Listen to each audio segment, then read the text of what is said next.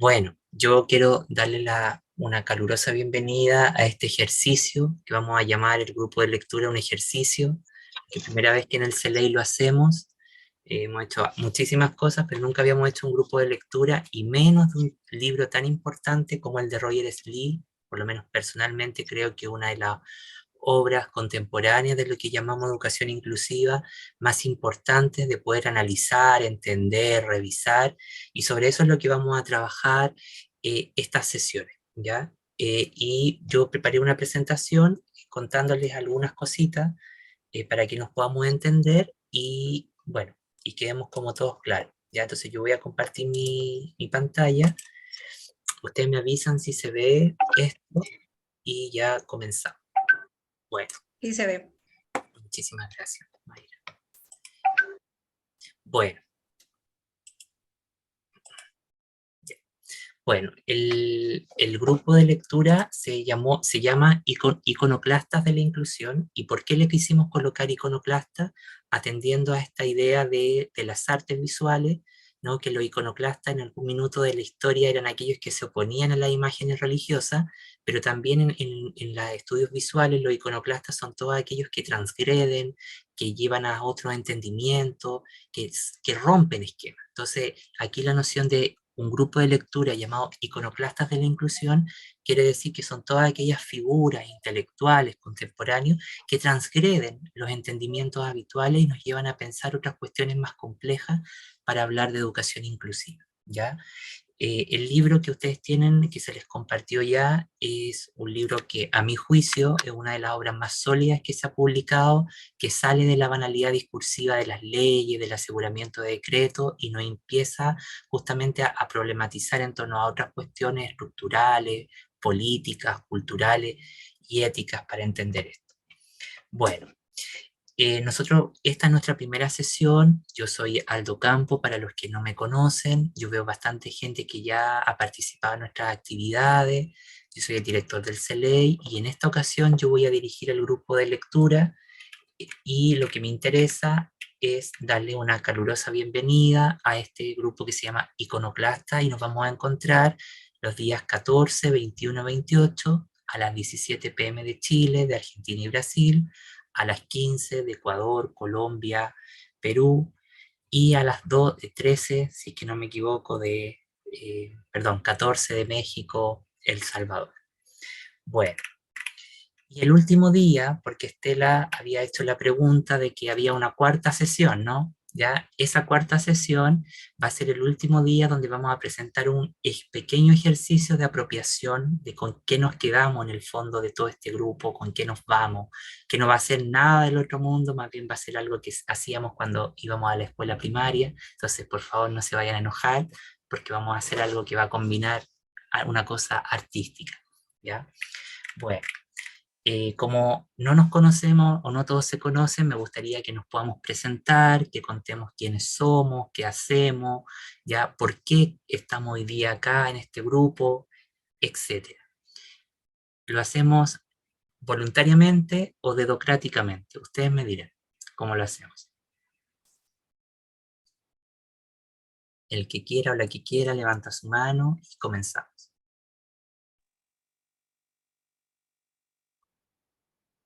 Yo puedo comenzar, Sí, Estela, adelante. tá bem? Eu vivo em Rio de Janeiro, Brasil, e eu sou professora na Universidade Estácio de Sá.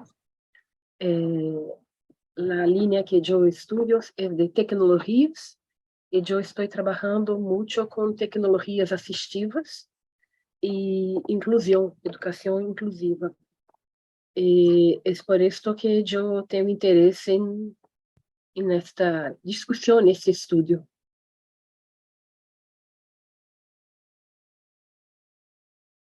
Bienvenida, Estela, un gusto que estés acá. Gracias. Y bueno, cualquier cosa que no nos entienda en el español, tú nos dices nomás, por favor, recomenzamos, ¿ya? Bienvenida. José Miguel. Gracias. Hola, yo soy José Miguel, soy profesor de Biología y Ciencias Naturales, pero y los últimos años me desempeñaba como directivo en en organizaciones educativas, en escuelas, colegios.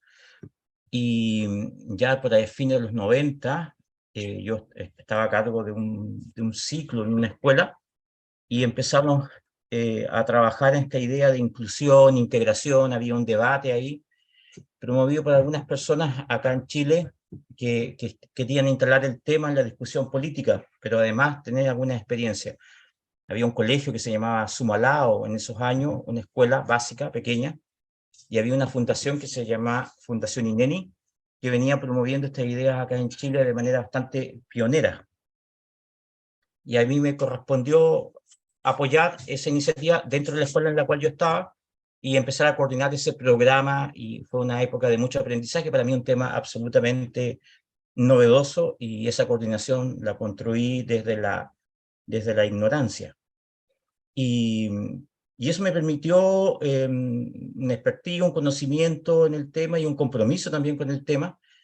Y hoy día me llevó a trabajar en educación superior. Trabajo acá en una ciudad que se llama Coquimbo, en la zona norte de Chile, como profesor de profesores, de futuros profesores, y además trabajo en asesorías respecto a temas de inclusión en escuela.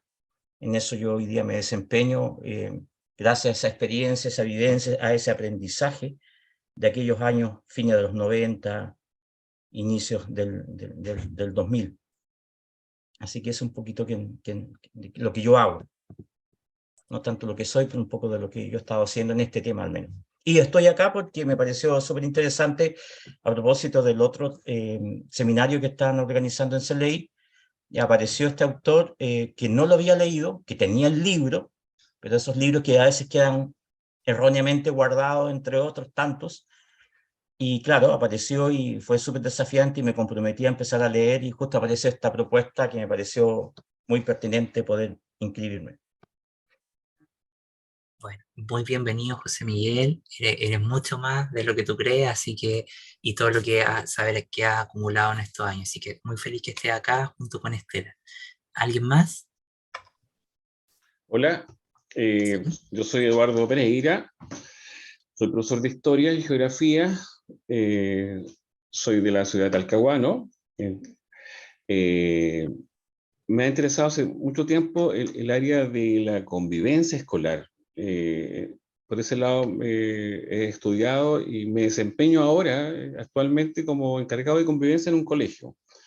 Entonces, creo que este tema de la inclusión, la exclusión, de aceptar al otro como un ser,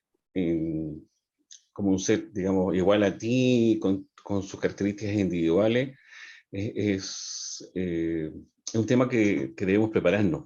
Que creo que la sociedad chilena estamos al debe en eso. Así que me interesa yo lo llamé taller porque quiero aprender de las experiencias de los colegas. Gracias. Don Eduardo, ¿tu ciudad queda en qué país? En Chile.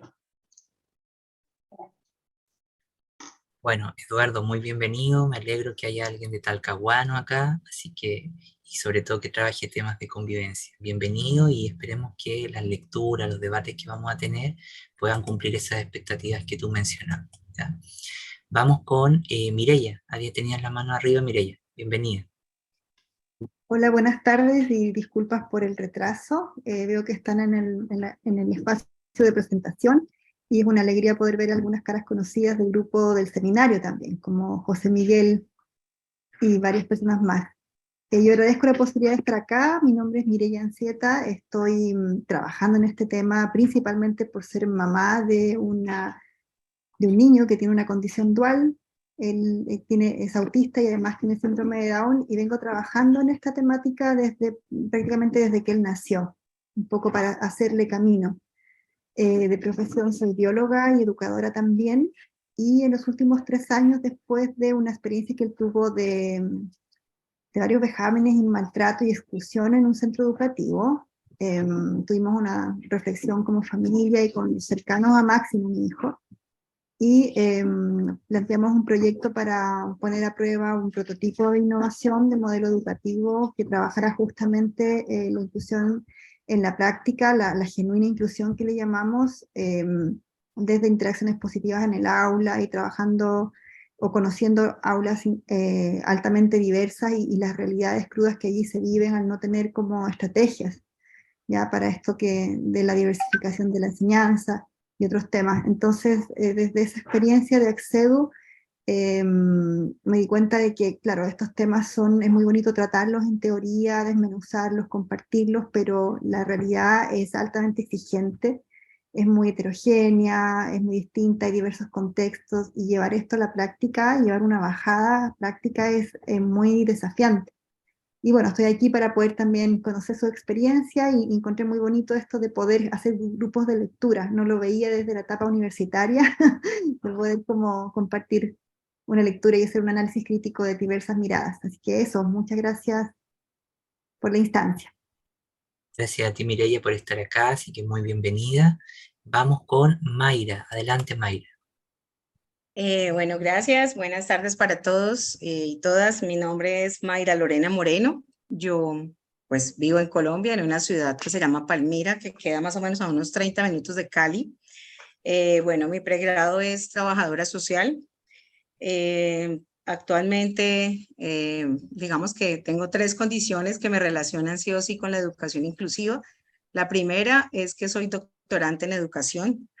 Y mi tesis la estoy enfocando precisamente hacia el abordaje de la neurodiversidad en instituciones educativas. Entonces, digamos que ese es como por ahora mi mayor desafío. Lo segundo es que soy coordinadora en una institución educativa de carácter oficial. Entonces, como decía el compañero, pues también tengo que ver permanentemente con la convivencia y todo el tema académico. Y lo tercero, y como lo más importante, es que igual que Mireia, pues tengo la experiencia como mamá de una niña de una jovencita de 11 años con TDAH, o sea, trastorno de déficit de atención e hiperactividad, lo cual, digamos, pienso, yo siempre, ella se llama María José, entonces yo siempre digo que Majo es mi maestra de vida y precisamente es como la inspiración. De ahí nace la inspiración de la tesis. Recuerdo mucho a mi maestra de metodología de investigación, por allá en el pregrado, ella decía, uno debe escoger un tema que le apasione para hacer la tesis, para ser menos tormentoso.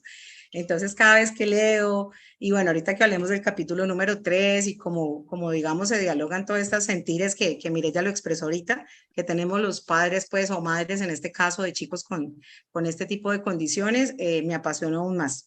Y me apasiona aún más, digamos, y hago el esfuerzo de sacar los espacios, porque también estoy en el seminario, precisamente por eso, porque sé que el camino, como decías ahorita, Aldo, pues apenas empieza, siempre lo hemos dicho, afortunadamente estamos como rompiendo, como tú decías ahora al inicio de la explicación, y poder trabajar en pro de más chicos para evitar que vivan esas experiencias tan negativas que han vivido los nuestros. Bueno, Mayra, muy bienvenida. Me alegro mucho que estés acá y nada, feliz de compartir en otro espacio contigo. Diana, te escuchamos. Adelante. Estás con tu micrófono en silencio, Diana. Hola de nuevo, sí, perdón. Mi nombre es Diana Weigand.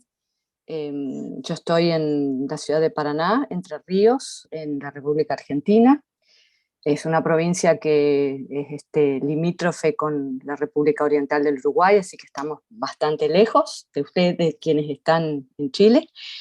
Y bueno, en cuanto a mi formación, provengo de las lenguas extranjeras. Primero hice un profesorado de francés y después de inglés.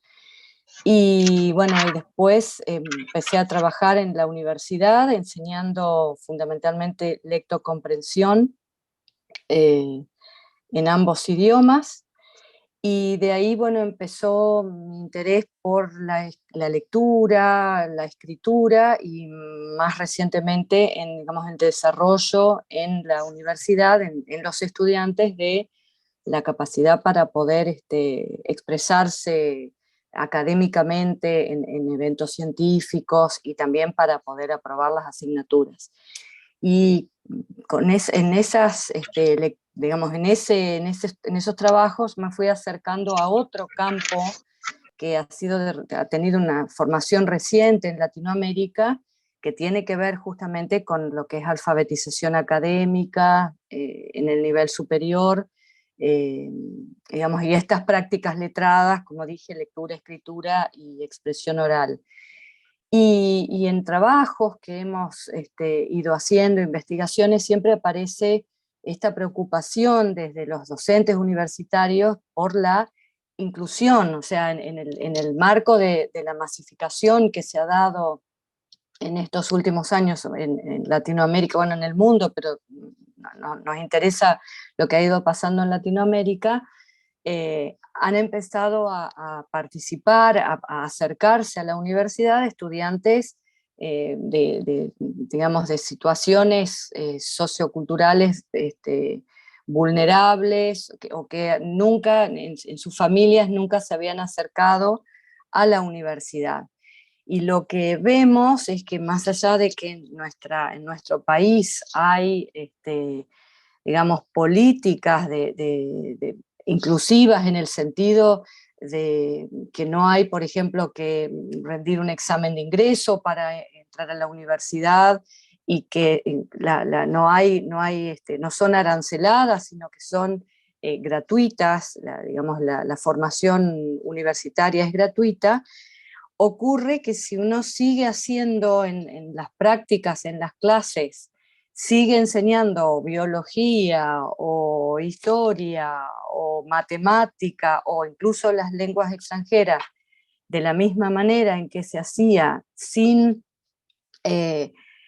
digamos, sin enseñar intencionalmente, bueno, cómo se lee en esta nueva, digamos, en esta comunidad académica a la que esos estudiantes ingresan, lo más probable, y es lo que sucede, bueno, hay altas tasas digamos, de deserción, y también se va ralentizando quienes quedan, quienes permanecen por más tiempo. Entonces, bueno, ese es un poco el interés, poder ir convenciendo, ir logrando hacer cambios, tanto en las instituciones y a nivel también de las políticas nacionales, para que se trabaje también, haya apoyo a la enseñanza intencional y explícita de estas prácticas en el nivel superior,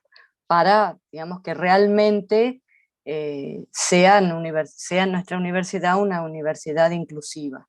Es un poco distinto de lo que los compañeros anteriores han mencionado, pero me parece riquísimo poder estar. Yo cuando encontré, digamos, la convocatoria, me pareció, digamos, muy interesante, y bueno, por eso aquí estoy y esperando también aprender de ustedes. Muchas gracias. Muchas gracias, Diana, muy bienvenida. Así que nada, esperamos que todos esos intereses se vayan respondiendo a lo largo de los diálogos que vamos a ir teniendo. Lorena Cardoso, adelante. Hola, buenas tardes, mucho gusto. Mi nombre es Lorena Cardoso, soy terapeuta ocupacional. Siempre la terapia ocupacional tiene varias ramas, digamos, o campos de actuación, y siempre me he desempeñado como terapeuta ocupacional en educación. Tengo una maestría en educación también que me ha permitido como profundizar allí en este campo. Vivo como dos contextos por muchos años, más de 15, 16 años fui profesora en la Universidad del Valle en Cali. Vivo en Cali, Colombia, muy cerca también a nuestra compañera Mayra. Y en ese contexto, muchos años coordiné la asignatura de inclusión, que por lo vieja que era se llamaba inclusión escolar y después educación inclusiva, donde tenía la oportunidad de acompañar a los estudiantes en las escuelas públicas, en el trabajo de acompañar, digamos, los procesos con los maestros en la escuela pública, pero trabajo también de tiempo completo en un colegio alemán aquí en Cali. Un colegio alemán es un colegio pues bilingüe, IB, donde gracias a las políticas también, el cambio de las políticas más en Alemania que en Colombia, decirlo realmente, ha empezado a hacer también desde el 2015 como unos esfuerzos y transformaciones para que la educación no sea una educación solamente como se ha tenido siempre en la mente, que los colegios alemanes son una educación para los mejores niños, para los más rápidos, para los más inteligentes, sino que pueda ser una educación para todo el mundo. Entonces, coordino el programa de educación inclusiva del colegio.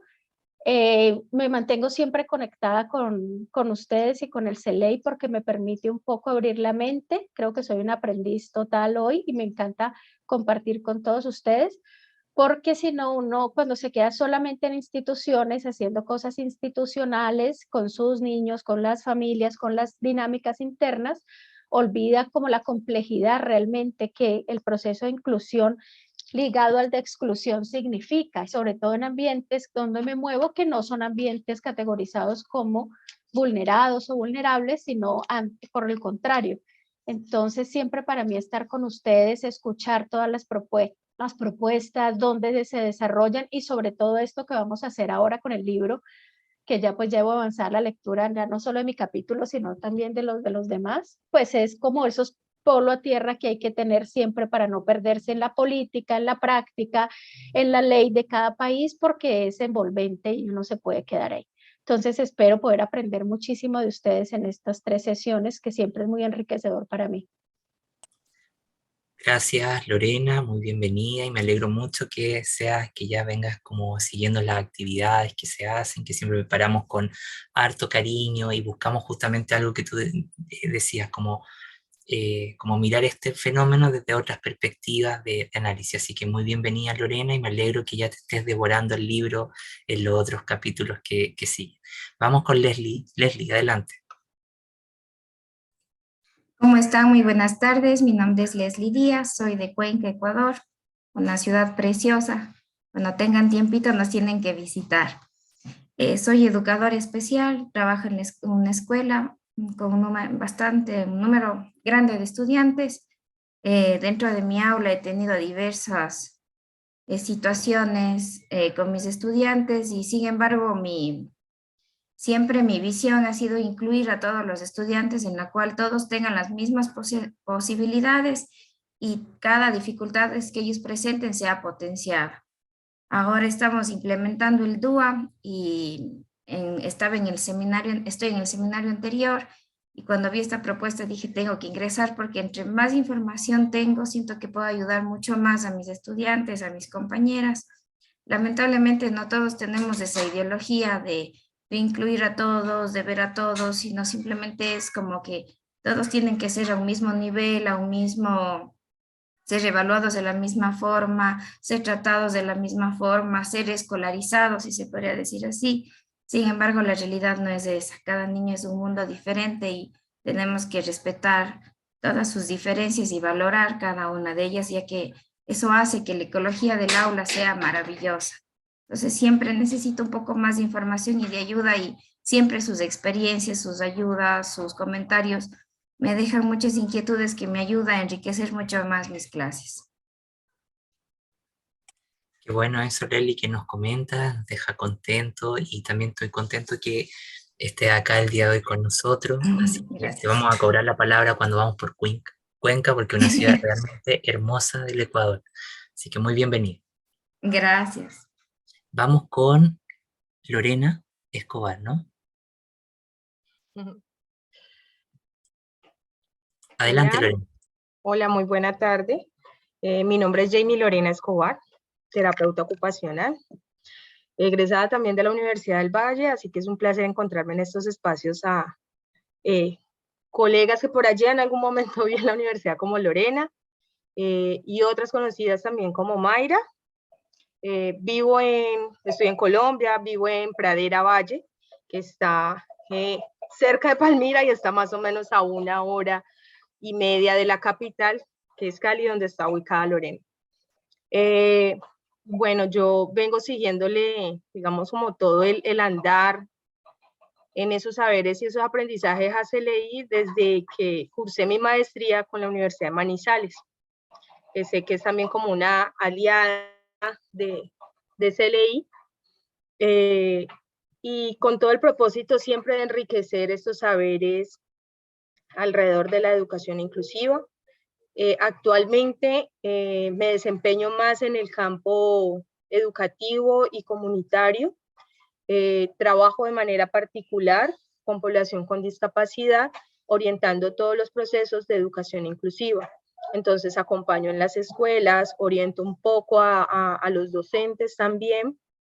Y bueno, termina siendo todo un reto porque a pesar de que todo el componente, digamos, toda la temática de la educación inclusiva se viene transitando hace mucho rato en Colombia, la normativa todavía resulta ser un poco, digamos, nueva frente a que ya se hace un ejercicio más de esos derechos para que incluyan a la población con discapacidad y que a la vez también se tenga una mirada más incluyente, no solamente en términos de discapacidad, sino frente a muchas necesidades que surgen en la población estudiantil.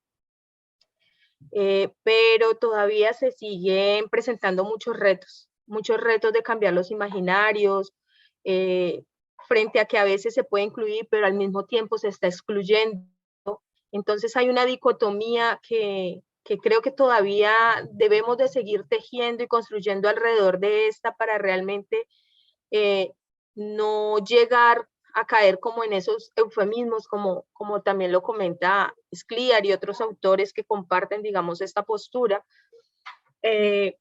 Pero veo la oportunidad, pues, en CELEI, al igual que muchas compañeras, creo, y participantes de los que están aquí en este espacio, es de poder no solamente enriquecer saberes, sino poder llevar estos saberes a nuestros lugares de práctica y de ejercicio constante, para favorecer cada vez más el ejercicio alrededor de la educación inclusiva. Así que muchísimas gracias y pues en total apertura a esos saberes. Muchas gracias. Que había estado en la maestría de Pedagogía de la Diversidad, así que me alegro mucho y nada, muy bienvenida y veo que se pusieron de acuerdo con Mayra para venir al grupo de lectura. Así que eso está muy bien. Bueno, bienvenida. Vamos con José Luis. José Luis, adelante. ¿Luis Jesús? Exactamente, yo te dije mal tu nombre, discúlpame. Luis Jesús. No te preocupes, que a lo mejor es otra persona.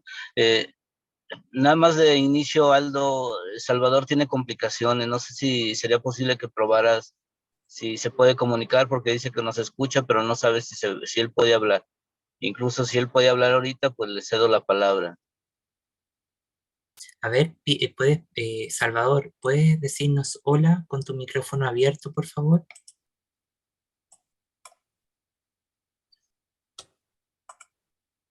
Porque está abierto el micrófono, pero parece que no sale su audio.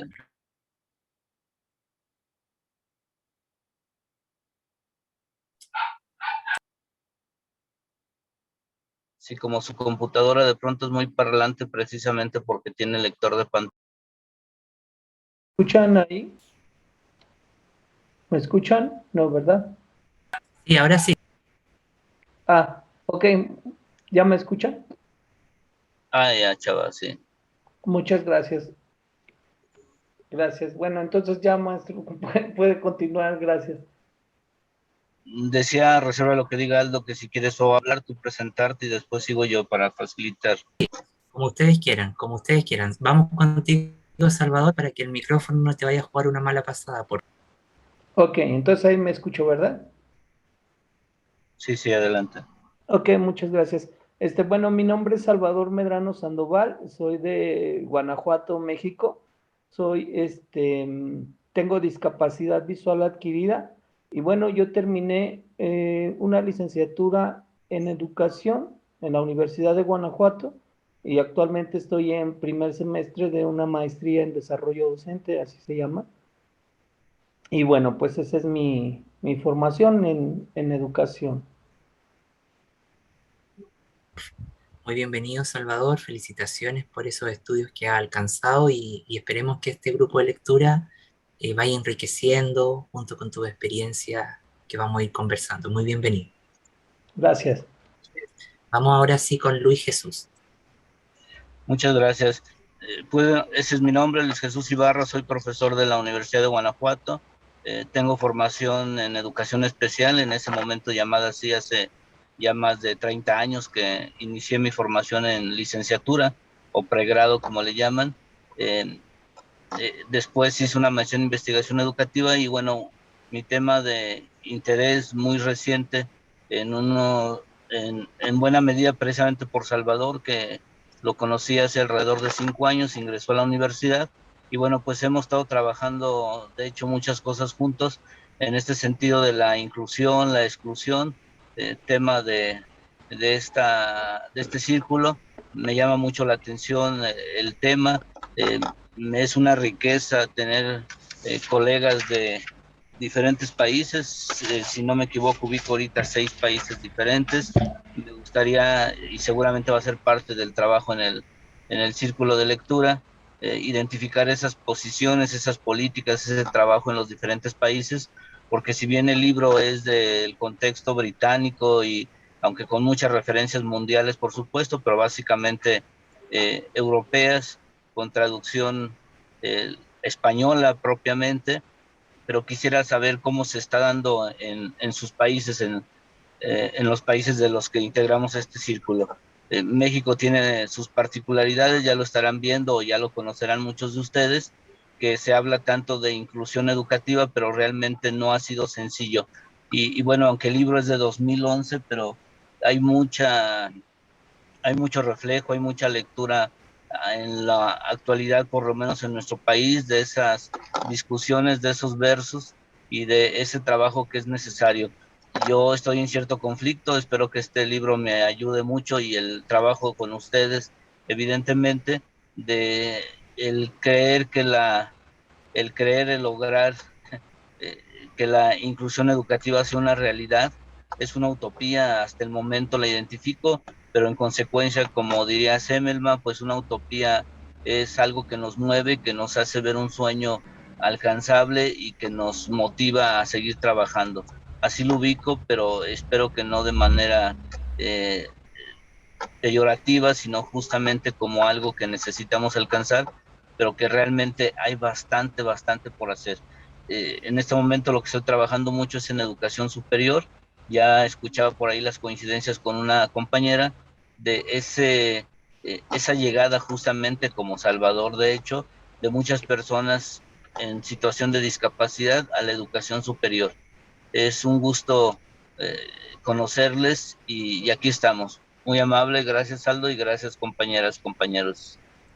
Muchísimas gracias a ti, Luis Jesús, por estar acá, muy bienvenido y esperemos que ese conflicto que tiene, esa tensión, yo creo que se va a ir maximizando durante la lectura, las conversaciones, pero es parte también de romper con nuestros entendimientos habituales que tenemos. Muy bienvenido, vamos con Marcela Jaque y luego con Diana. Marcela, te escuchamos. Hola, ¿me ve ahí? Sí, te vemos y te escuchamos. Bienvenido. Ya. Hola, mi nombre es Marcela Jaque, soy de Chile. Tengo 25 años y actualmente soy estudiante de pregrado de la carrera de Trabajo Social. Hice mi práctica en CEDESO, que es el Centro de Estudios Sociales de mi universidad, y ahí tuve la oportunidad de acercarme al nuevo paradigma de la neurodiversidad. Todo esto de los movimientos por la neurodivergencia. Trabajé también con educación inclusiva desde el centro universitario, entonces eso igual me acercó a esta nueva temática, a esta nueva forma de entender, de interpretar y también de ejercer la praxis sobre la educación inclusiva, que aquí en Chile igual las políticas públicas sobre todo son bien carentes al respecto, y la realidad social de los colegios también es muy carente, la inclusión no se logra en muchos ámbitos. Así que nada, esa es más que nada mi motivación y bueno, espero que aprendamos todos conjuntamente. Muy bienvenida, Marcela, felicitaciones por esos trayectos que ha hecho y nada, esperemos que justamente esas discusiones se vayan enriqueciendo con el libro. Muy bienvenida. Diana, ¿estás por ahí? Eres la última que nos falta para que te presentes. Sí, estoy aquí. ¿Me escuchan? A ver, voy a prender mi cámara. Sí. Ya, perfecto. ¿Cómo están? Muy buenas tardes. Yo soy Diana Vicente desde Perú. Soy estudiante de bibliotecología del 8º ciclo de la carrera, de bibliotecología de la Universidad Nacional Mayor de San Marcos. Mi especialidad es el ámbito de las bibliotecas escolares, la mediación y fomento lector y el tema de la discapacidad, que justamente estamos tratando de abordar de más especificidad dentro de las bibliotecas, ¿no? Sus servicios, qué acceso a la información tienen las personas con discapacidad y cómo se les brindaría este acceso dentro del espacio de biblioteca, ¿no? Justo hoy es el Día del Bibliotecólogo Peruano, así que estamos muy contentos bueno, yo estoy contenta de poder estar acá en este día tan especial para mí, ¿no? Y bueno, eso sería toda mi presentación. Muchas gracias, profesor. Gracias, Diana, muy bienvenida, bienvenidos todos a este grupo de lectura, que va a ser una travesía, como yo les decía, y ahora yo voy a presentar algunas cositas para que nos quedemos claros todos, como con la fecha, los procesos, ya, para que nadie se vaya a perder, y luego de eso nos entramos de lleno a revisar las lecturas, las ideas, ¿les parece? Entonces lo que quiero en estos próximos 5 a 6 minutos no es aburrirlos, sino que es contarles como cuestiones más bien operativas para que todos nos entendamos lo mismo, ¿vale? Todos me escuchan bien, ¿no es verdad? ¿Sí? Sí. Perfecto. Ya, déjenme un segundo. Bueno, yo quisiera entonces aclarar un poco esta idea del iconoclasta, ¿ya? Y por qué le pusimos a esta versión del grupo de lectura iconoclastas de la inclusión. Primero, si ustedes miran las imágenes, alude a lo que yo partí diciendo, que un iconoclasta en los estudios visuales o las artes visuales antiguas aludía a aquella gente que rechazaba las imágenes dadas por el cristianismo, el catolicismo o las imágenes sagradas. En el mundo actual o en los estudios visuales actuales, ser iconoclasta quiere decir gente que interfiere los límites de la disciplina, gente que transgrede los marcos disciplinarios. Por lo tanto, llamamos a este grupo iconoclasta en honor a todas esas grandes mentes que han pujado, han pulsado filosamente los marcos de conocimiento, las ideas que se han sancionado como válidas dentro de determinados campos. Entonces, este grupo, ¿y por qué escogimos la obra de Roger Slee?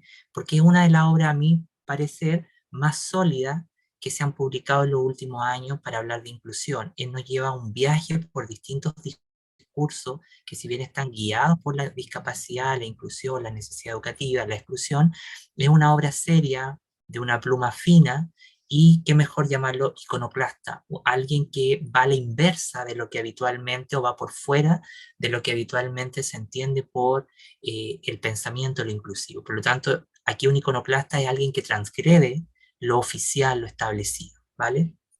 Y en ese marco, entonces, aquí aparece la definición que nosotros desde el CELEI queremos compartir con ustedes, que un iconoclasta es aquel que produce un cambio mental significativo. Ya, y la inclusión, para que pueda penetrar en la realidad, necesita tener un cambio mental significativo al entender su campo de fenómeno. En el fondo es promover otras miradas, otras formas de pensar, de investigar el tema, ¿sí? Bueno, desde esa mirada entonces, yo quisiera presentar algunos aspectos biográficos de este autor para que, yo me imagino que todos ustedes lo googlearon, lo miraron, yo me imagino que más de alguien hizo eso, ¿no? Entonces, bueno, Roger Slee, yo quiero decir que desde el CELEI hemos cultivado una amistad intelectual con él, una persona bastante abierta, que en el 2020 nosotros le otorgamos nuestra distinción honoris causa, él estaba feliz de recibirla. Entonces, bueno, Roger Slee es un profesor, un académico que tiene el jubileo de diamante en discapacidad y inclusión por la Universidad de Leeds en Reino Unido, pero ha desarrollado su trabajo académico entre Reino Unido y Australia. Por lo tanto, este no es solamente un teórico, sino que también es un agente de la política pública y un investigador permanente, y también un formador de docentes de pre y posgrado. Por lo tanto, combina en su obra todas estas dimensiones de análisis, ¿no? Y lo interesante es que antes ocupó otras cátedras en la Universidad de Australia, de Occidental, y también en la Universidad de Victoria y de Goldsmith, ¿ya? Donde fue presidente de Educación Inclusiva. Además, él es el director fundador de una de las revistas más importantes sobre educación inclusiva en el mundo, ¿ya? Que es la revista internacional sobre educación inclusiva, ¿ya? Y actualmente él tiene una cátedra honoraria que se basa en estudios críticos en educación en la Universidad de Auckland, en Nueva Zelanda, y también está vinculado a distintos proyectos en en Australia y en Etiopía particularmente. También, como yo ya adelantaba, fue director fundador de la Revista Internacional sobre Educación Inclusiva, una de las revistas en las que yo particularmente evalúo algunos trabajos, y uno puede ver el nivel de discusión que hay en esa revista, que va en otra lógica, no va en la lógica esencialista o en pensar una alteridad restrictiva, ¿no? ¿Ya? También es editor de distintas series de libros publicados, entre ellos los estudios en educación inclusiva, donde se enfoca en las formas en que las escuelas contribuyen al fracaso en la diferente identidad de sus estudiantes, puntualizando cuestiones por raza, género, idioma, sexualidad. Roger Slee fue uno de los primeros teóricos en cuestionar la idea de la eficacia escolar ligada a la inclusión, porque desde los teóricos o investigadores hispanoparlantes, sobre todo los españoles, ellos daban una relación muy directa entre inclusión y efectividad escolar, y él va a denunciar que eso es una cosa peligrosa y que va a reproducir distintos oportunismos políticos, pero no va a resolver la desigualdad, ¿ya? Y su principal foco de análisis va a ser cuestionar la idea de la inclusión como educación especial, pero también cuestionar todos los elementos que agudizan el fracaso escolar. En ese sentido, entonces, Slee va a tener una amplia trayectoria a nivel mundial y va a tener un libro que va a ser posterior a este, me parece, que es el que se llama La Escuela Irregular, Exclusión, Escolarización y Educación Inclusiva, que en el fondo va a cuestionar, ¿no es verdad?, todos estos fundamentos, y también va a tener otro que es muy interesante, que se llama Efectividad para quién, un libro colectivo, donde analiza las posibilidades de cambio institucional de la escuela y las universidades en clave inclusive de justicia educativa, ¿ya? Roger se basa en la teoría de la música y el arte, en las observaciones de la vida real y en la experiencia global, la política y las prácticas educativas contemporáneas, para rechazar los llamados a un regreso a la educación segregada y con ello presentar contraargumentos a favor de la educación inclusiva y que aboguen por el mundo en el que queremos. Bueno, ha sido jurado, miembro y asesor de distintos ministerios de educación. Trabajó, como yo les decía, en Australia, en los servicios de educación especial, y ha dirigido la cátedra sobre discapacidad y estudios críticos en la Universidad de Leeds. Y actualmente, bueno, como yo les contaba, en 2020 recibió nuestra distinción honoris causa, y lo que fue como arando una amistad entre nuestras instituciones. Bueno, algunas de las premisas que me parecen importantes de esta obra rescatar es volver a insistir en la idea de que aquí se presenta una alta teoría en cuanto a la educación inclusiva, pero como que refleja el pensamiento inglés, que no es solamente un pensamiento especulativo, teórico, sino que se va combinando con ejemplos prácticos, con elementos de la vida cotidiana, ¿no? Entonces él en este libro lo que busca es cuestionar, en primer lugar, los engranajes de la sociedad, pero también cuestionar profundamente las políticas educativas a nivel global que abogan por la inclusión, cuando él afirma que en el fondo la educación inclusiva ha incurrido en una falsa política de inclusión que ha legitimado justamente distintas modalidades de exclusión. Y él dice que sin embargo la educación inclusiva, a pesar que es muy discutida y que hay mucho debate intenso entre docentes, familias, grupos de investigación y responsables de la política pública, nadie la ha sabido entender en sus propios términos. Y ahí esto ha generado una polémica sobre la naturaleza y el grado de vigencia o contextualización o entendimiento en los debates más ambiciosos de la política pública.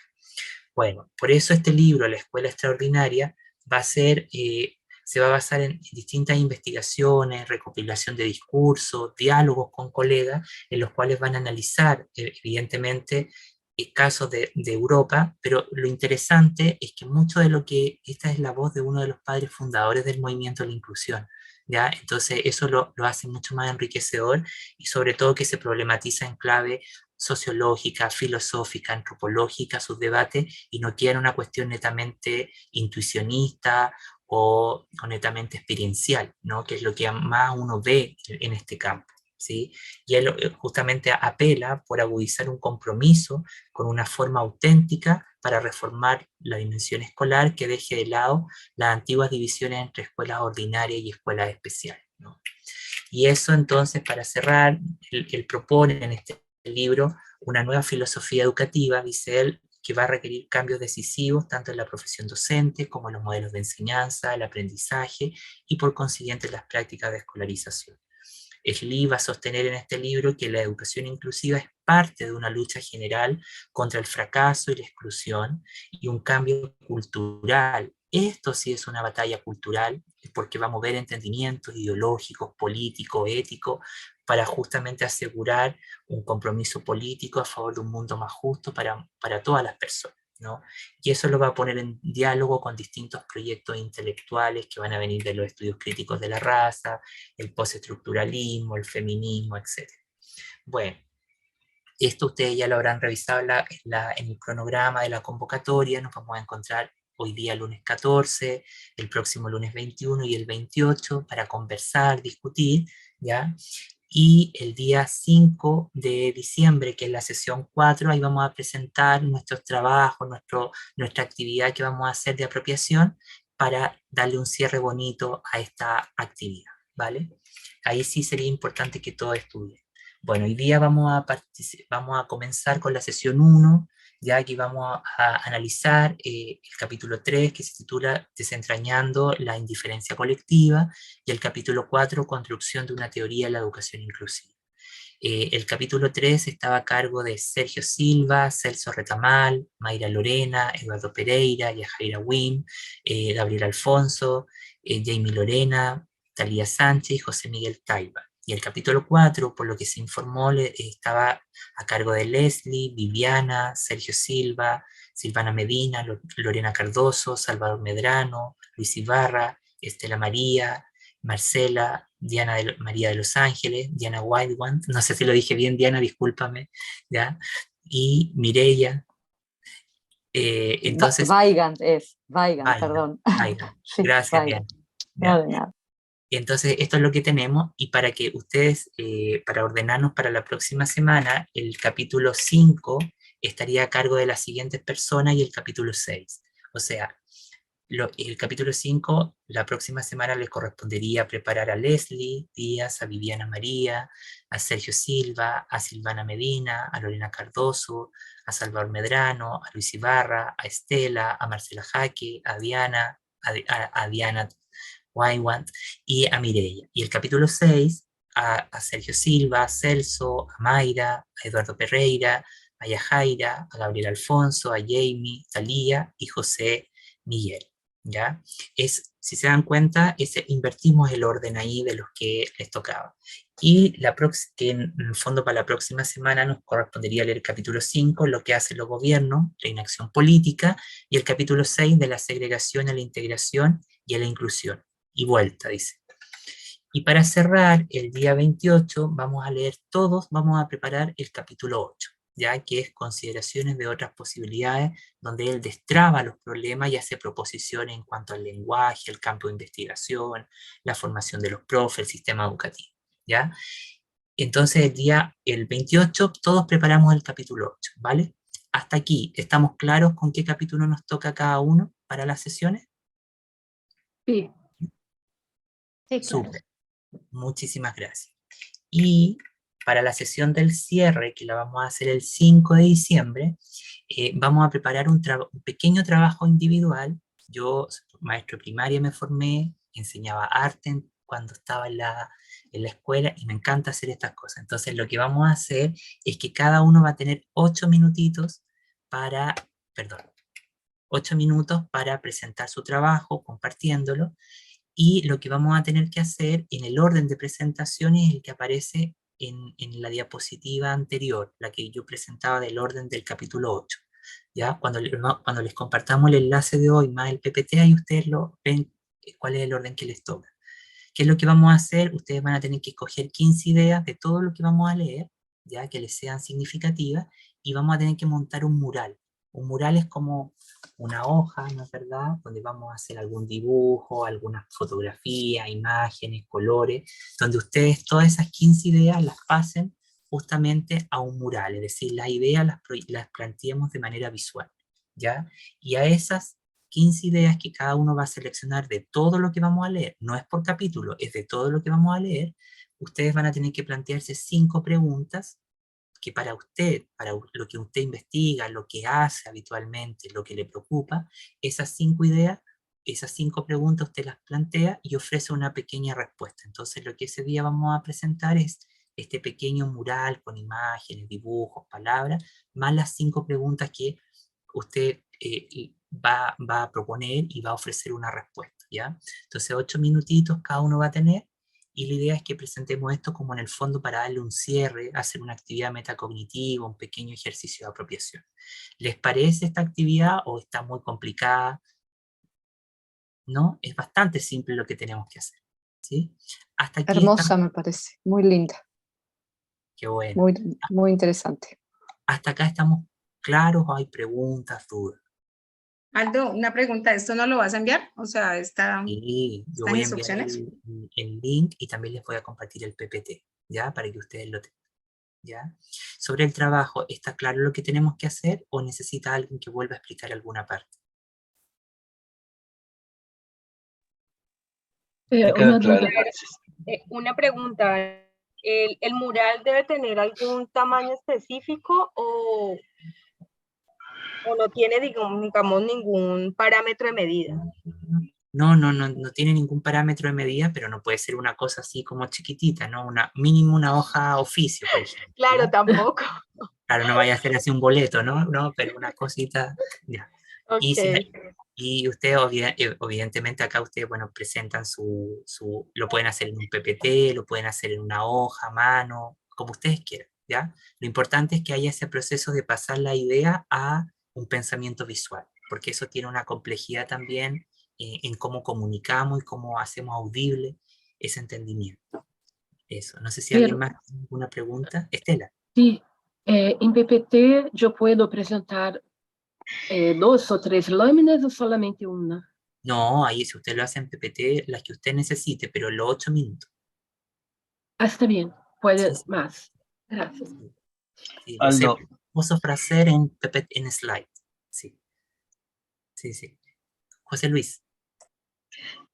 bueno, precisamente recordándoles que tenemos a un compañero con discapacidad visual, mi pregunta o sugerencia en su caso es hacer me gusta pues esta parte de lo visual, pero hacer lo más descriptivo posible. No sé si incluso en algunos casos sea necesario hacerlo por separado, una descripción de lo visual, para que quede claro esto, ¿no? Y no sé qué más quisiera comentar Salvador, perdón, estoy hablando por él, pero Sí, él sí. perfectamente podrá decir si tiene alguna otra sugerencia, pero de entrada creo que eso es importante, ¿no? Justamente en Sí. un sentido inclusivo. No, es muy importante eso, y lo importante es que, bueno, cada uno cuando presente su diapositiva, su imagen, su fotografía, trate de ser lo más descriptivo posible para que Salvador pueda hacerse una idea de todo lo que ustedes están comunicando en el fondo, ¿no? Y eso, no sé, Salvador, si tienes algo tú que aportar.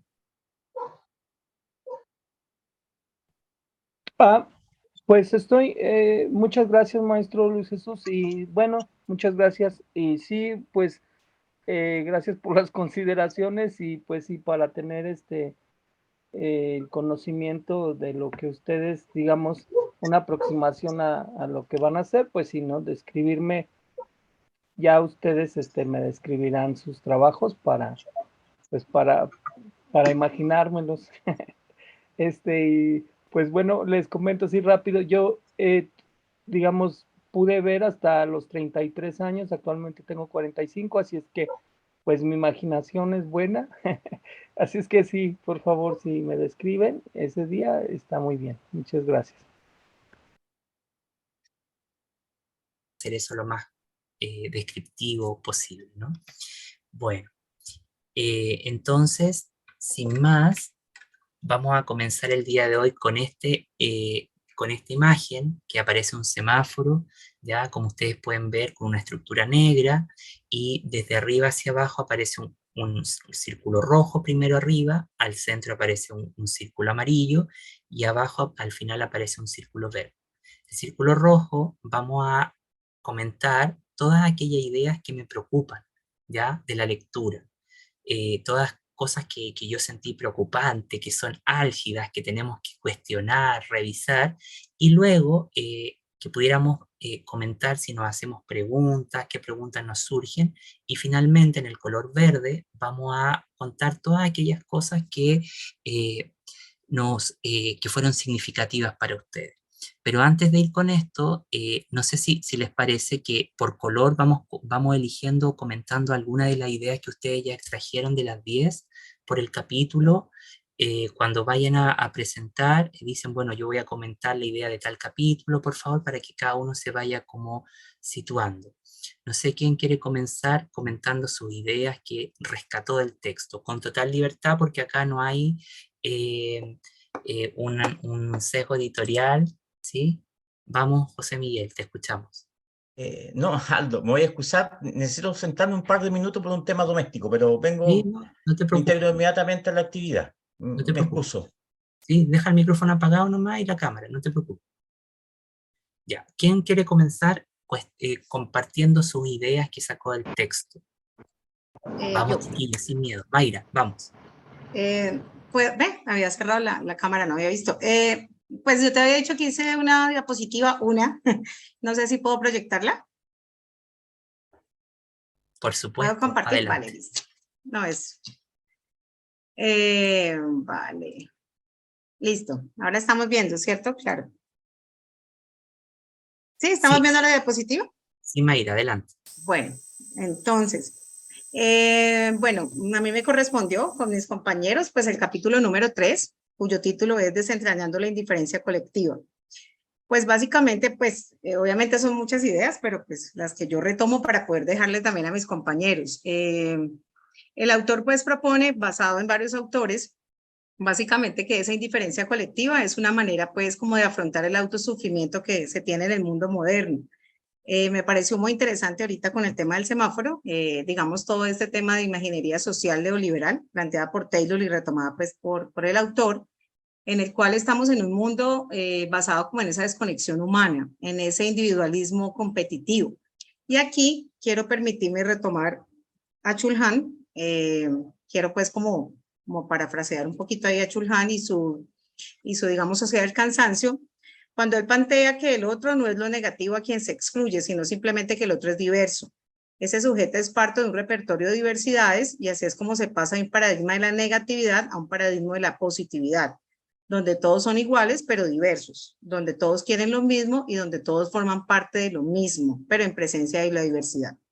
Hay una saturación del sí se puede, y eso conlleva pues a un exceso de positividad, todo vale, todo es posible, y de esta manera todos están dentro del sistema, donde se disuelven los mecanismos disciplinarios de periodos pasados.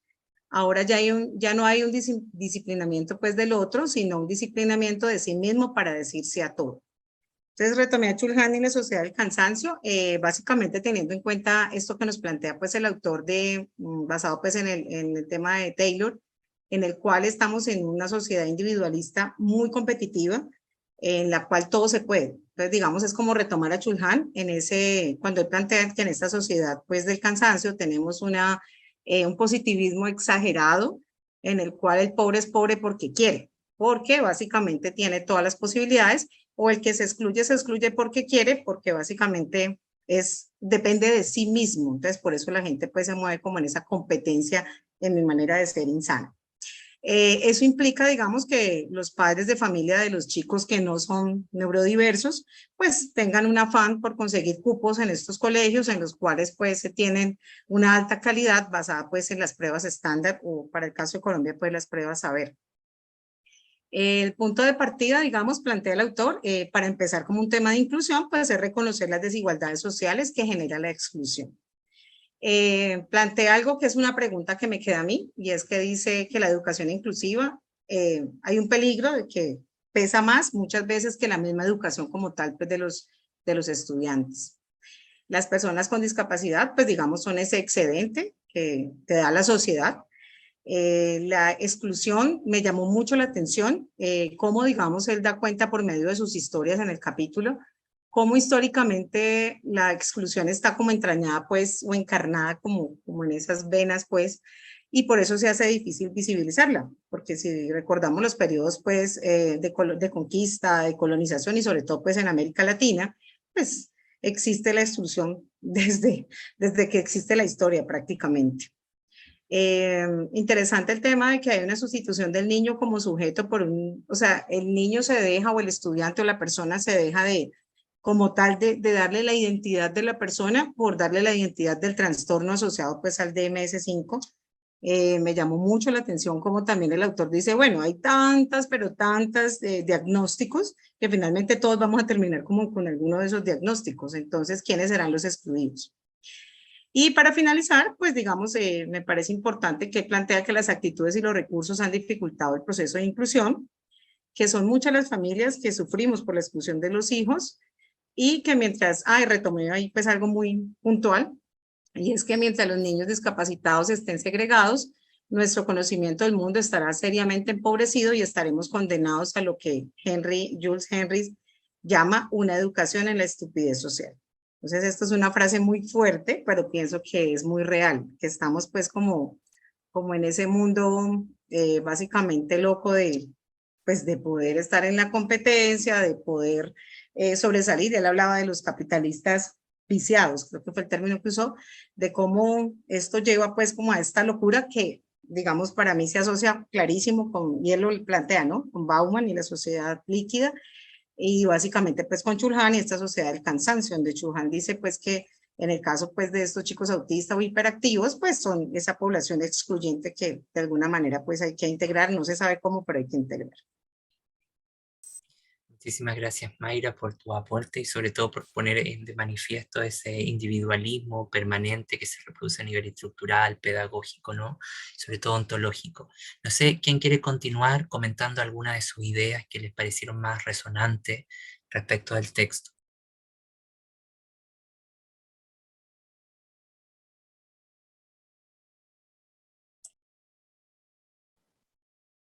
Lorena, adelante.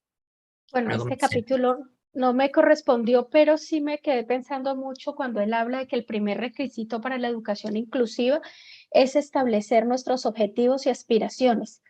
Creo que esta parte, y por lo que he pensado y por lo que he vivido, es muy complicada. O sea, porque si, pues el capítulo que me correspondió después, que trata como de mirar el amplio panorama de lo que significa la educación inclusiva, de la flexibilidad conceptual, de la complejidad conceptual política.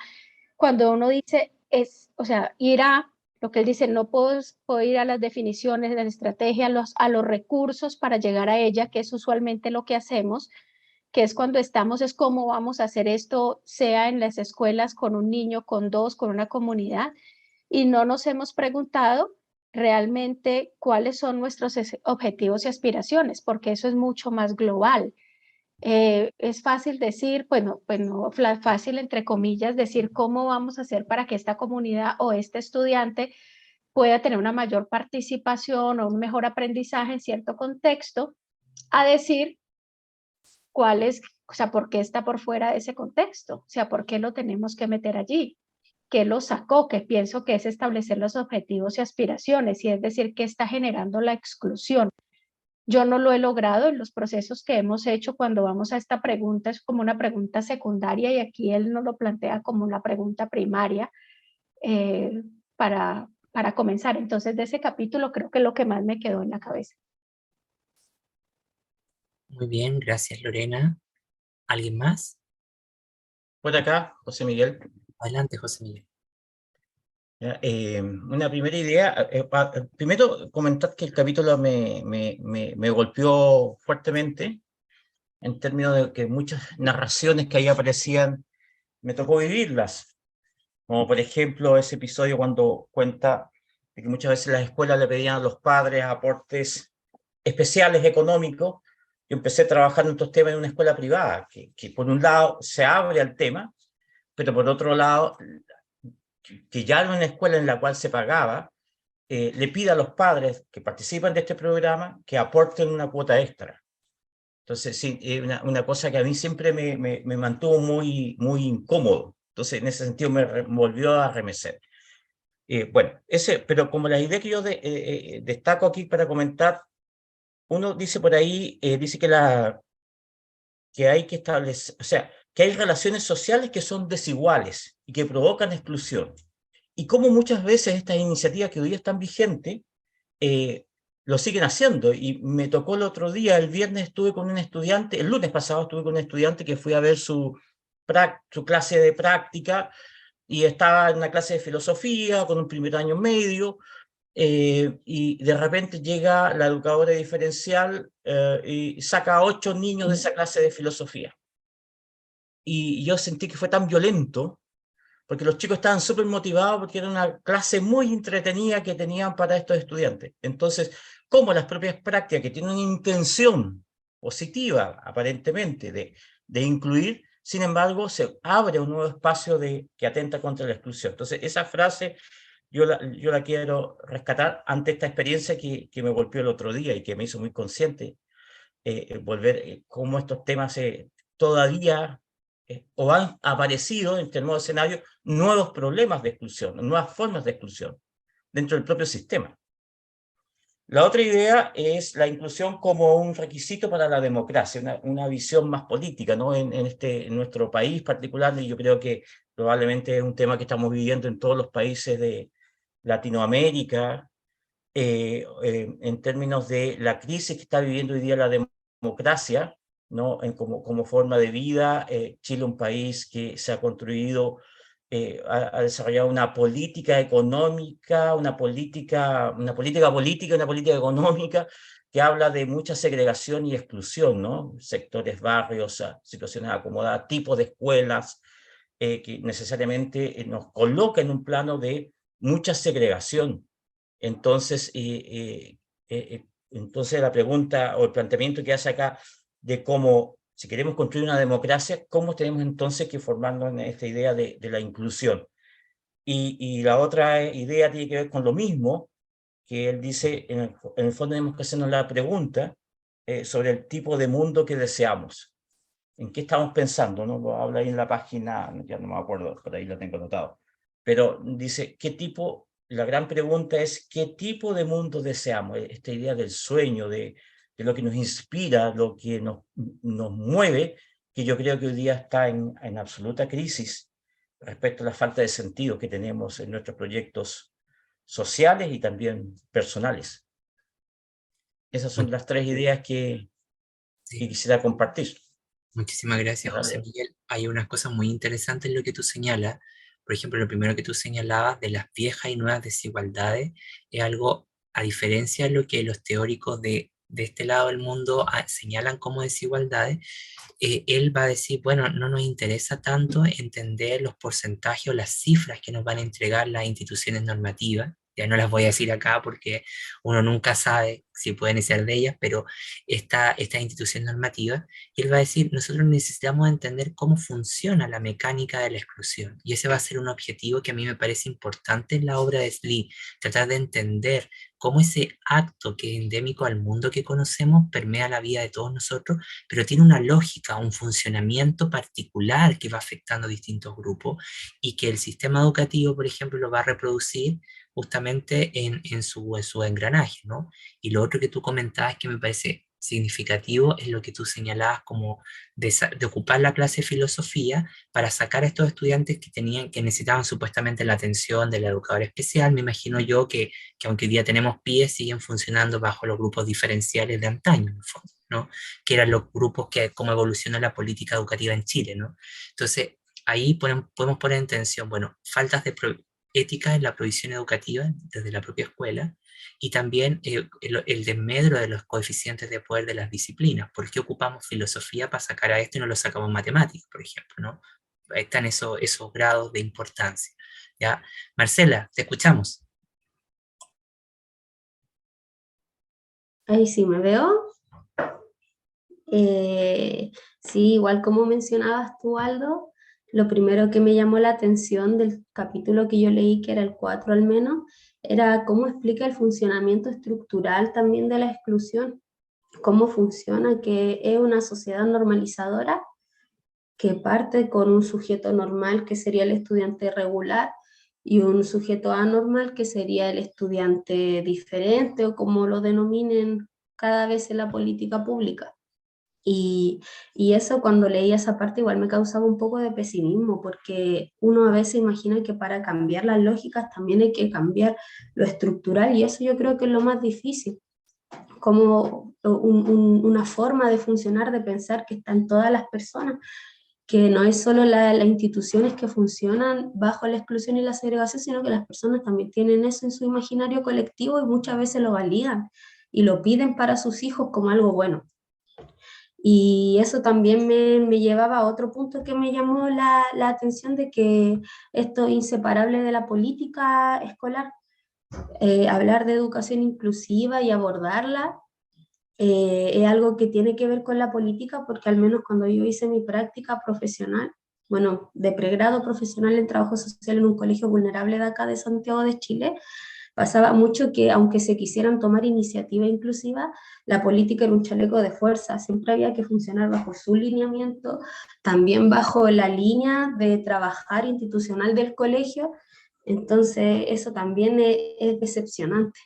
Me causaba, como les decía, pesimismo al leer, y después sí me motiva cuando termina ya el capítulo. El autor dice que aún así esto tenemos que abordarlo, y como decía el profe, es lo que involucra ser iconoclasta, sino que todo esto que es tan hegemónico, que está tan enraizado y que parece tan válido según la ciencia y las instituciones, cuestionárselo, como decía un compañero más atrás, desde una perspectiva latinoamericana también, desde la interseccionalidad de nuestras luchas, y también multidisciplinario, que es lo que me pone muy contento igual de este grupo. Pensé que iban a haber puros profes, y bueno, ahí escuché también otras profesiones como la mía, trabajadora social, terapeuta ocupacional, disculpen, así que bueno, eso es lo más llamativo para mí en el texto.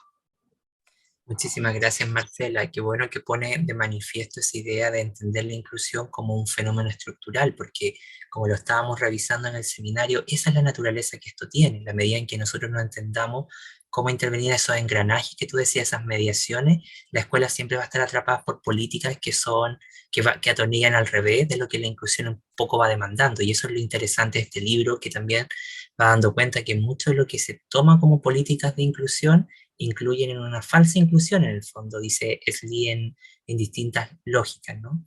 Lorena. Sí, cuando escuchaba hablar a Marcela, creo que vivo lo que uno vive cada día cuando trabaja en inclusión en una institución educativa.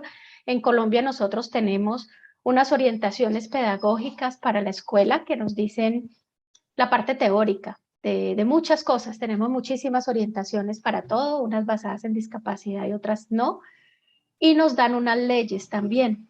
Como el autor lo planteaba también, como de base en esto hay una repartición del recurso, de cuánto dinero vamos a gastar en esto, de cuánto dinero vamos a ahorrar en cada cosa.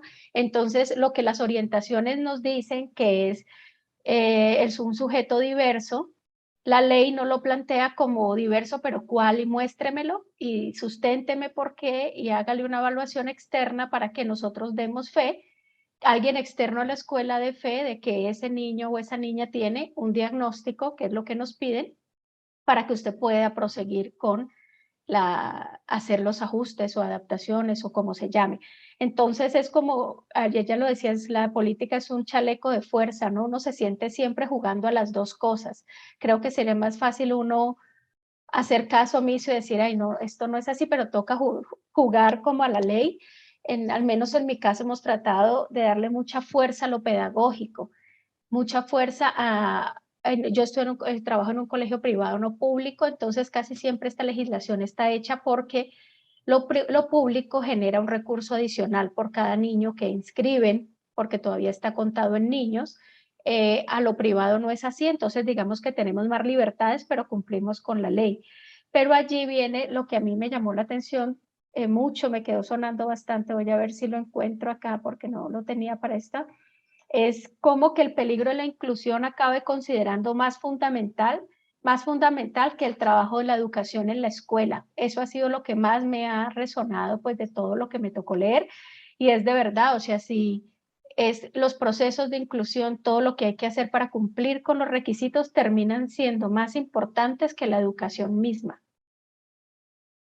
Exacto, y eso es lo que él va a llamar como las faltas de responsabilidad ética del sistema educativo, ¿no? Gracias, Lorena. No sé, ¿alguien más que quiera hacer su aporte?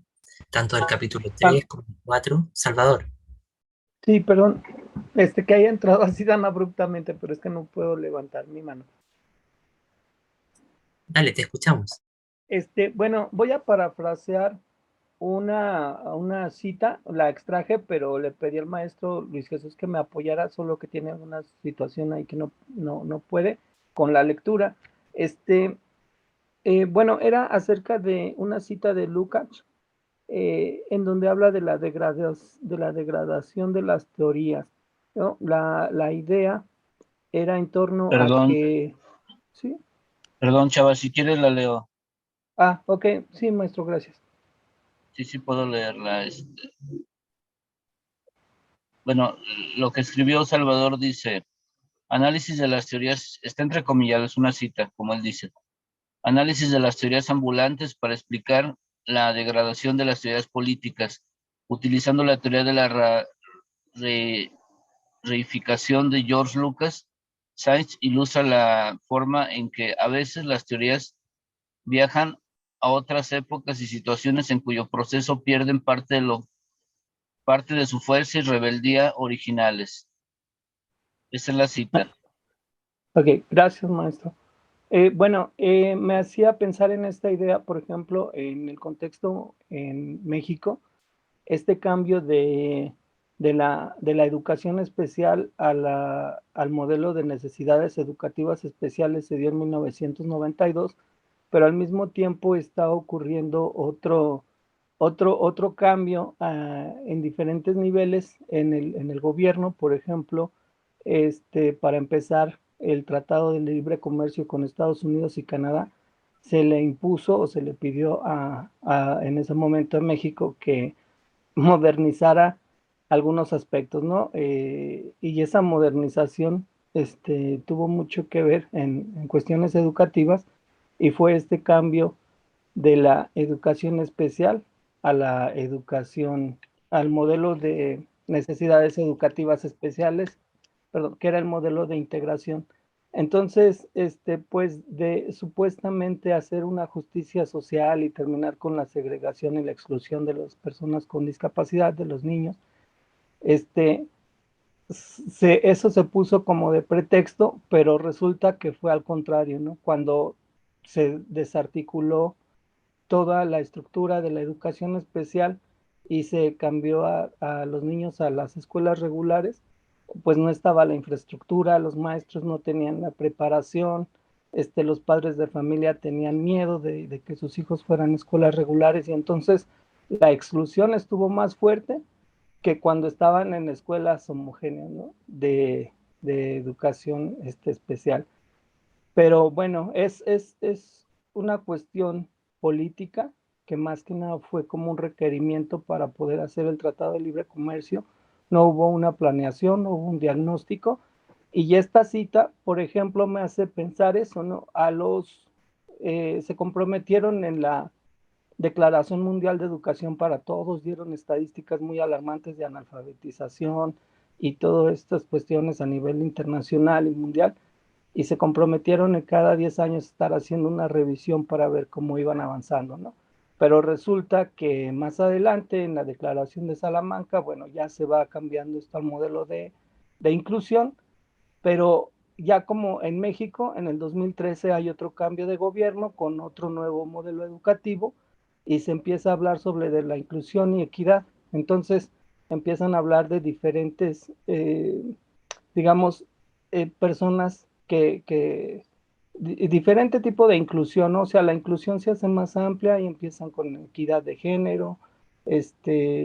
La inclusión ya es para personas por ejemplo, para grupos feministas. Se empieza a hablar de la inclusión de una manera más amplia, y entonces esta educación para las personas con discapacidad vuelve a quedar en el aire, se vuelve a invisibilizar, y ya son 30 años desde 1992 hasta acá, que hasta ahora no se ha dado, digamos, bien cuenta de la atención a las personas con discapacidad, de una atención de educación específica para las personas con discapacidad. Y bueno, es muy amplio el tema porque también pues ahí involucra, sin culpar, ¿verdad?, a la formación de los docentes, de los psicólogos, que a veces acá son los que atienden a los niños con discapacidad y no tienen la formación por la licenciatura que estudiaron, ¿no? Entonces, digamos que es un sistema que se ataca a sí mismo, siempre lo he visto de esa manera, como que se pone él solo las trabas para no avanzar, ¿no?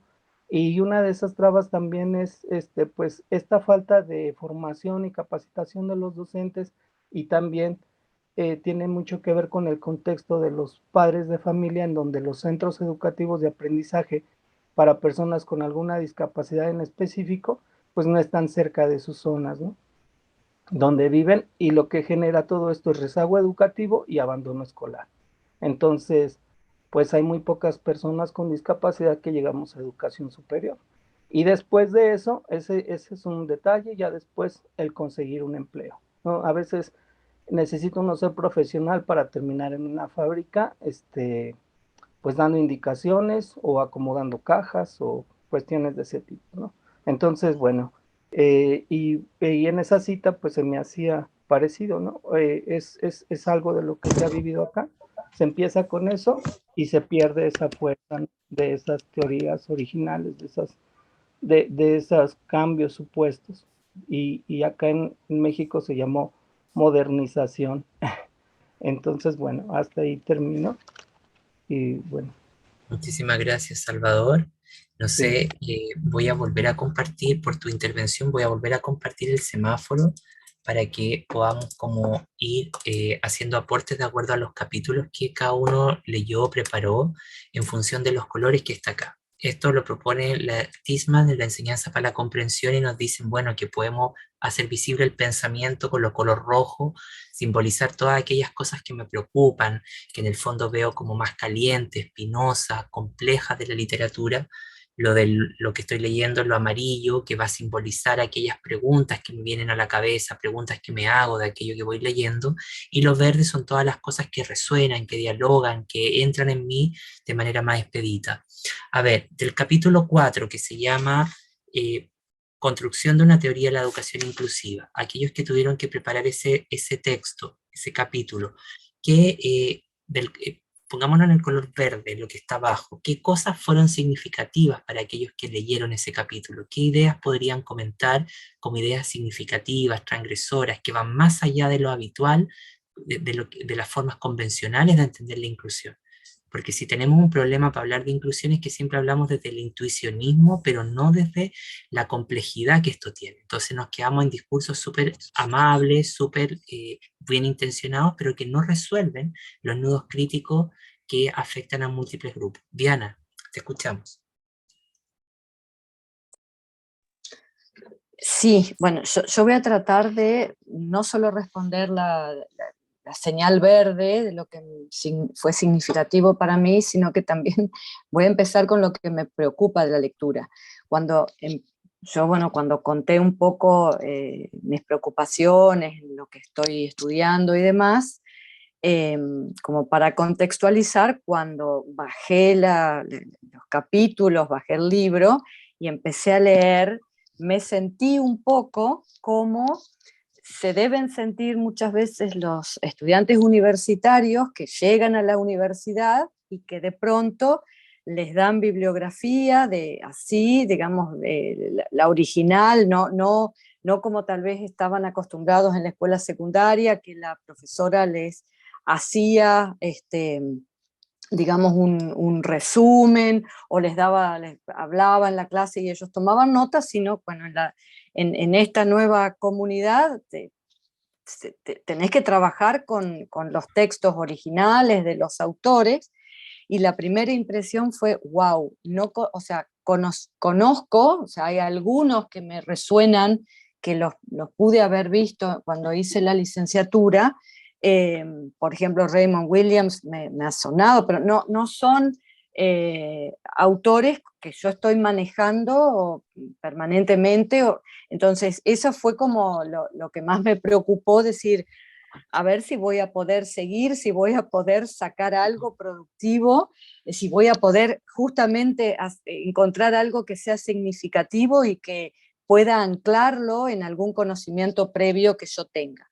Afortunadamente, bueno, me tranquilicé y dije, bueno, vamos a ir de a poco, voy a ir marcando, y ahí fui, ahora sí voy a hacer un comentario sobre lo que fue significativo. Por ejemplo, bueno, a mí me tocaba el capítulo 4, me tocó ese, y yo fui anotando, sobre todo, si bien lo que veo es que el trabajo, sobre todo en inclusión, acá es con niños que tienen, digamos, problemas por los cuales, bueno, los separan de los grupos de las escuelas llamadas, no sé, normales, y bueno, y todo lo que eso significa para ellos y su familia. Y yo estoy, digamos, pensando en otra, es como que la inclusión que yo estoy pensando es como en otro ámbito, con otra gente, con otros actores, es otro contexto. Sin embargo, hay cosas del texto que han ido resonando, sobre todo, por ejemplo, al final, en la página 90, donde se dice que el reto consiste en descubrir un método sólido para abordar críticamente el trabajo en este campo, porque viene de decir que en general se ignoran las cualidades que el niño y de la comunidad que hacen posibles otras opciones.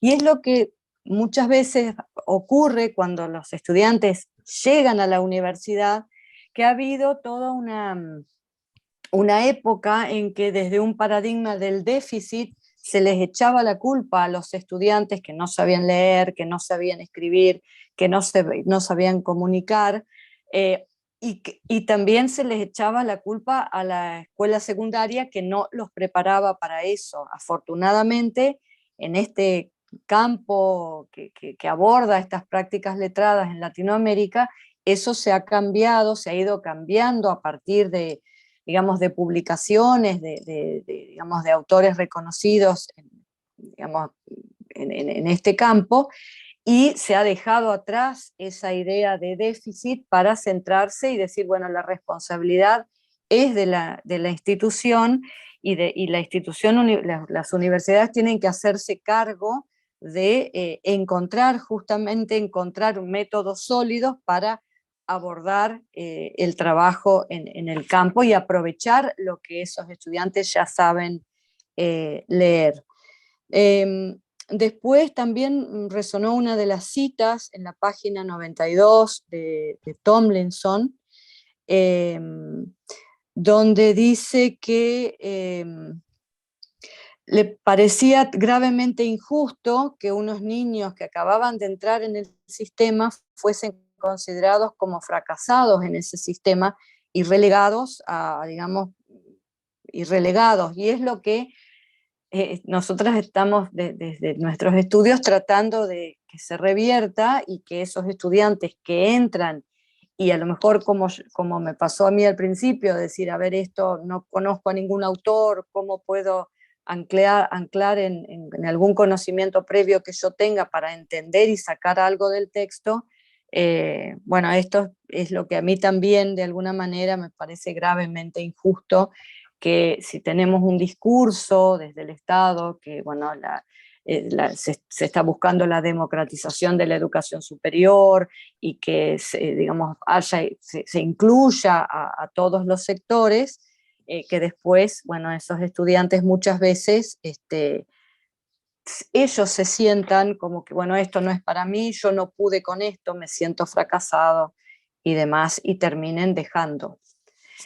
No sé, tendría como para decir un par de cosas más, pero tampoco quiero tomarme todo el tiempo. Hay gente que no ha podido hablar todavía, así que creo que hasta ahí, si puede ser. Muchas gracias. Muchísimas gracias, Diana. Yo puse en silencio mi cámara porque estaba del otro computador proyectando, entonces, pero sigo acá y estaba escuchando lo que tú estabas planteando. ¿Quién quisiera continuar? Por favor, adelante.